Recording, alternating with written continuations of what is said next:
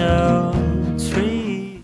Alors c'est une vaste question, la question du bonheur, à laquelle j'ai un peu réfléchi, évidemment. Je crois que le bonheur, c'est une affaire très subjective, très, très personnelle, et qu'il n'y a pas une seule définition du bonheur. Moi, le bonheur, c'est comment je peux me sentir bien, c'est de définir aussi quels sont mes désirs profonds, quelles sont mes valeurs, qu'est-ce qui sous-tend mon action. Donc c'est à la fois un mélange de, ouais, quels sont les plaisirs de la vie qui sont importants pour moi, qu'est-ce qui fait sens aussi dans la vie, qu'est-ce qui va faire que une journée va être riche de sens ou pleine de sens, qu'est-ce qui va faire que je vais me sentir bien. Alors je dis souvent, le bonheur à l'état permanent, ça n'existe pas, c'est des moments de bonheur, quand on en prend conscience. Je ne suis pas moi à la recherche du bonheur, je suis plutôt à la recherche de ce qui fait sens pour moi, de ce qui est riche sur un plan, sur différents plans d'ailleurs, que ce soit relationnel ou autre. Et en fait, la question du bonheur, c'est une question qui vient de...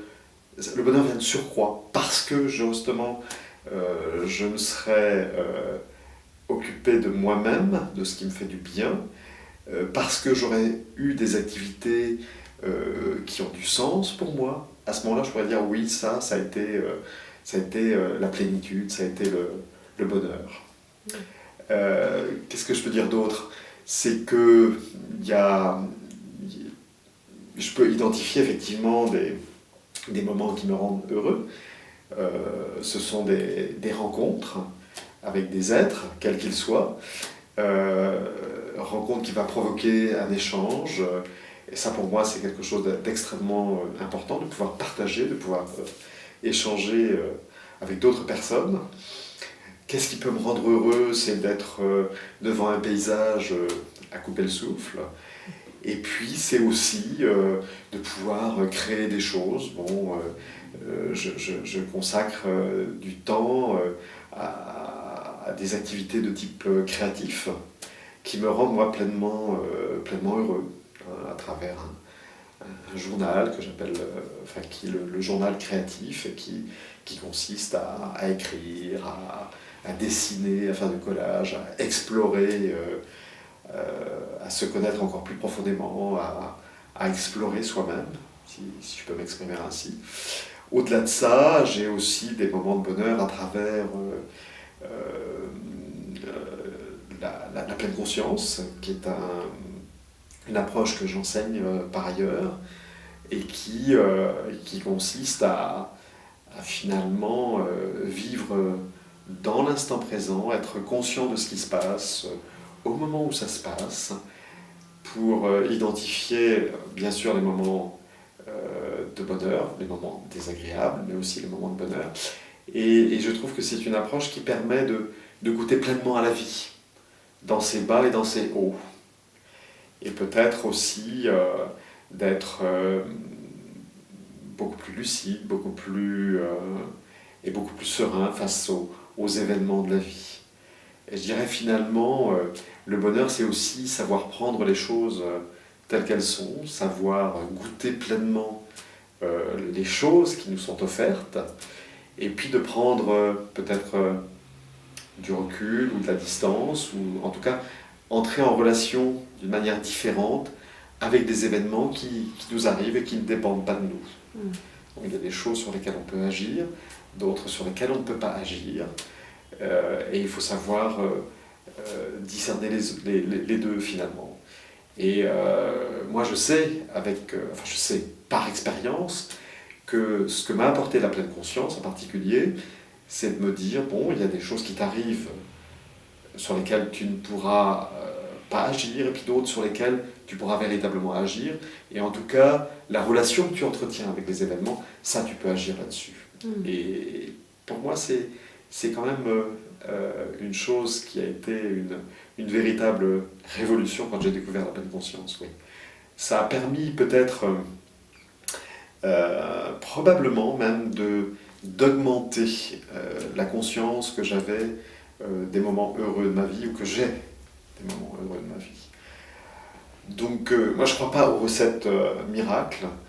Je crois que la recherche obsessionnelle du bonheur peut conduire au malheur. Ça, j'en suis même intimement convaincu. En revanche, je crois que la recherche de la cohérence, la recherche d'une certaine forme de vérité pour soi, la recherche de ses propres désirs, de ses propres besoins, comment je vais être entrer aussi en relation avec les autres, comment je vais contribuer au monde, tout ça pour moi peut contribuer au bonheur. C'est pas la recherche uniquement hédoniste, qui est importante, oui, il y a des plaisirs de la vie qui sont importants, qui contribuent aussi au bonheur, mais pour moi, c'est vraiment une vaste... c'est d'aller dans plusieurs directions. Hein, c'est s'engager aussi dans ce qu'on fait, c'est partager avec les autres, et je reviens à cette histoire d'avoir une vie riche et pleine de sens, quoi, pour soi. Parce que très souvent, je constate aussi en entendant les gens qui veulent se conformer à des modèles de bonheur qu'on nous prescrit dans les magazines ou dans les journaux. Or, il n'y a pas de modèle pour moi, il n'y a pas, en tout cas, surtout pas le modèle consumériste ou matérialiste. Mais en tout cas, le seul modèle qu'on puisse avoir, c'est qu'est-ce qu'on veut dans le fond, quel est notre désir profond. Et ça veut dire ouais, réfléchir, se poser des questions, savoir ce qui est bon pour soi. Voilà ma vision du bonheur, qui est nourrie à la fois de mon expérience personnelle, mais aussi de réflexions proposées par les philosophes. Hein. Vous entendez aussi à travers mon discours cette nourriture-là, et voilà ce que je peux dire. Alors, juste une question sur la pleine conscience. Concrètement, c'est quoi la pleine conscience ? C'est quelle pratique ? Alors, la pratique, elle est variée, et j'ai envie de vous donner une définition, finalement, de la pleine conscience. C'est vivre l'instant présent, c'est ce qui se présente à nous dans l'instant présent, d'une manière intentionnelle,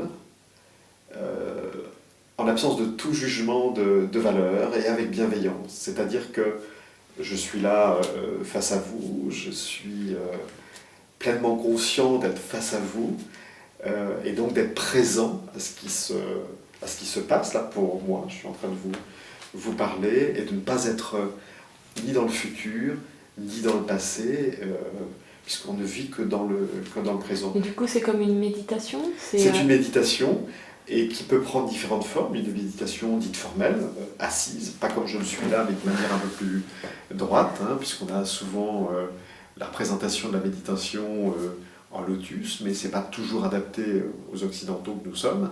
Donc on peut méditer, bien sûr, comme ça, sur une chaise, mais on peut aussi méditer, être présent dans tous les actes de la vie.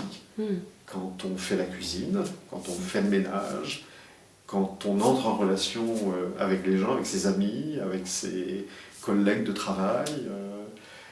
Tout peut être objet finalement de méditation, ou en tout cas de présence. Alors oui, on appelle ça méditation, mais je Donc, crois que... est-ce que la Oui. pleine conscience et la méditation, c'est la même chose alors ? Il y a plusieurs types de méditation, D'accord. et la méditation de la pleine conscience consiste, je ne vais pas vous parler des autres que je ne connais pas bien, mais la méditation de la pleine conscience consiste à porter son attention délibérément, de manière intentionnelle, sur ce qui se passe en nous au moment où ça se passe. D'accord. Et pour ce faire, bon, évidemment, il y a des outils ou des techniques, et la première d'entre elles, c'est de se centrer sur sa respiration. Quand on est dans une méditation dite formelle, mais on peut le faire aussi à tout moment. Hein. La respiration ou le souffle, c'est quelque chose dont on dispose en permanence. Le plus difficile, c'est d'y penser. Et quand j'enseigne le MBSR, Mindfulness Based Stress Reduction, la réduction du stress par la pleine conscience, évidemment, je dis aux gens qu'on va faire des pratiques dites formelles, comme la méditation assise, ou le balayage corporel, ou les mouvements en pleine conscience, ou la marche en pleine conscience, mais dans la vie de tous les jours, c'est ce qui est intéressant, comment allez-vous pratiquer ça ? Il y a des exercices, on y consacre un certain nombre de minutes par jour, 30 à 40 minutes, mais dans la vie de tous les jours, on peut aussi, à certains moments, faire des pauses et se dire, tiens, où est-ce que j'en suis là en ce moment? Je fais une pause, au lieu de courir, après je ne sais quoi, je fais une pause, je m'arrête et comment je me sens. La phrase, ça peut être, comment je me sens là, juste en ce moment-là. Et de revenir à sa respiration et aux sensations qui accompagnent la respiration, tout simplement. Il ne s'agit surtout pas de modifier quoi que ce soit, c'est simplement d'être centré sur la respiration, parce que c'est finalement la chose la plus palpable en nous, dans un premier temps en tout cas, de sentir éventuellement le ventre qui se gonfle à l'inspire et qui se dégonfle à l'expire, mais sans chercher à le gonfler ou à le dégonfler, mais simplement suivre le mouvement naturel de sa respiration. Et ça, c'est de la méditation, de pleine conscience. En quelque sorte, il s'agit de rester éveillé. Hein, c'est vraiment de rester éveillé à ce qui se passe. Donc ça, on peut le faire dans la vie de tous les jours. Merci beaucoup. Je vous en prie.